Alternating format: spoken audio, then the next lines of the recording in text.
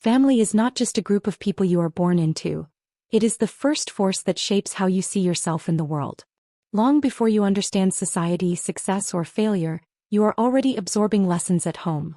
Lessons about love, worth, safety, fear, and belonging. Family becomes your first mirror, quietly teaching you who you are and what you deserve, even before you have the language to question it. These early experiences sink deep, forming beliefs that often stay with you long into adulthood. For many people, family feels like warmth, encouragement, and protection. A place where mistakes are met with guidance and love feels steady. For others, family is marked by silence, pressure, expectations, or pain. Yet whether your family lifted you or limited you, its influence is undeniable. It leaves fingerprints on your mindset, your relationships, and the way you respond to challenges when life becomes difficult. Recognizing this truth is not about blaming anyone. It is about awareness.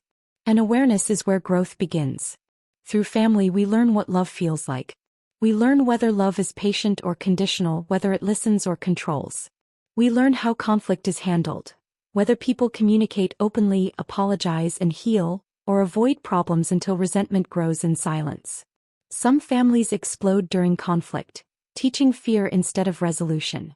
These patterns quietly become our default reactions in adulthood unless we consciously choose to challenge them. Family also teaches us whether our voice matters or is meant to stay silent. A child who is heard grows up believing their thoughts have value. A child who is constantly dismissed, interrupted, or compared learns to doubt themselves, or spends a lifetime trying to prove their worth.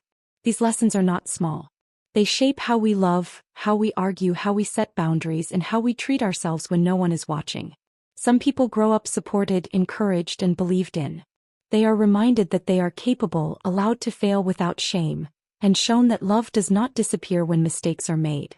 This kind of family does not create perfect people, but it creates people who trust themselves. People who believe effort matters and understand that struggle is temporary, not a verdict on their worth. If you grew up with this kind of support, it is a gift, but also a responsibility. Support is meant to be multiplied, not wasted. Gratitude is not just words. It is using what you were given to build something meaningful and to treat others with the same dignity you received. Others grow up carrying wounds. Wounds from neglect, comparison, favoritism, emotional distance, or betrayal. Some families love unevenly. Some protect one child while breaking another. Some demand loyalty without offering safety. These wounds often go unnamed, showing up later as anxiety, people-pleasing, anger, perfectionism, or the constant feeling of never being enough. Many adults spend years believing something is wrong with them, without realizing they are responding exactly as someone would after growing up unseen or unheard. This pain is real, and acknowledging it does not make you weak. It makes you honest. Here is the truth that changes everything. No matter what your experience was, it does not define your limit. It defines your starting point. You are not responsible for the mistakes of your family. You are not required to carry generational pain as proof of loyalty. You are not obligated to repeat harmful patterns simply because they are familiar. Healing does not mean pretending the past never happened. It means choosing not to let it control your future. Your family may have shaped your beginning, but they do not own your ending. What matters is what you choose to become because of your experiences. Pain can turn into bitterness or wisdom. Silence can turn into fear or clarity. Neglect can turn into insecurity or self-awareness. The difference is not luck. It is choice repeated over time. One of the hardest truths of adulthood is realizing that you can acknowledge something hurt you and still take responsibility for your healing. Blame keeps you stuck. Responsibility sets you free. Taking responsibility means recognizing your triggers and learning healthier responses. It means unlearning habits that once protected you but now hold you back. It means stopping the cycle, not through anger but through awareness and intention. This work is not easy, but it is powerful. When you take responsibility for who you become, you reclaim control over your life.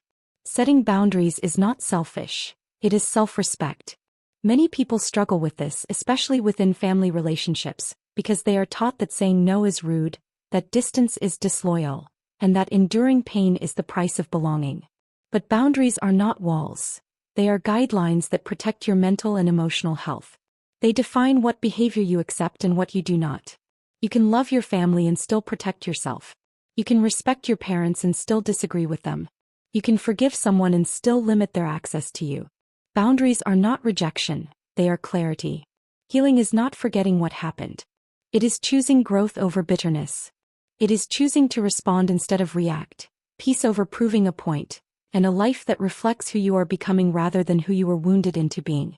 Healing does not erase the past, it integrates it. You do not heal by denying your story. You heal by understanding it and refusing to let it repeat through you. Every family carries patterns, some healthy, some harmful. Every generation faces the same choice: repeat or redefine. Breaking the cycle does not require perfection. It requires awareness, effort, and courage.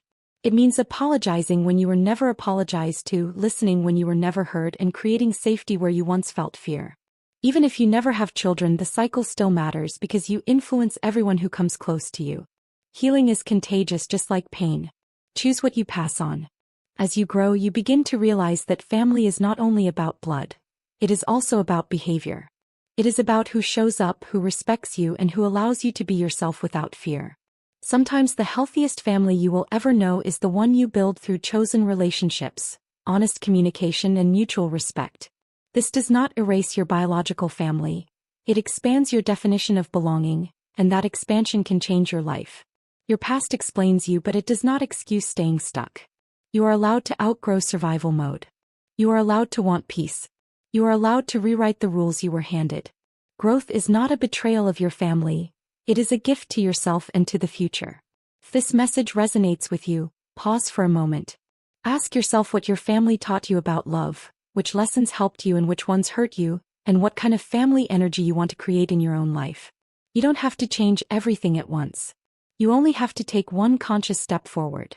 Because the cycle does not end with anger or blame. It ends with awareness, choice, and courage. And it ends when you decide to rise.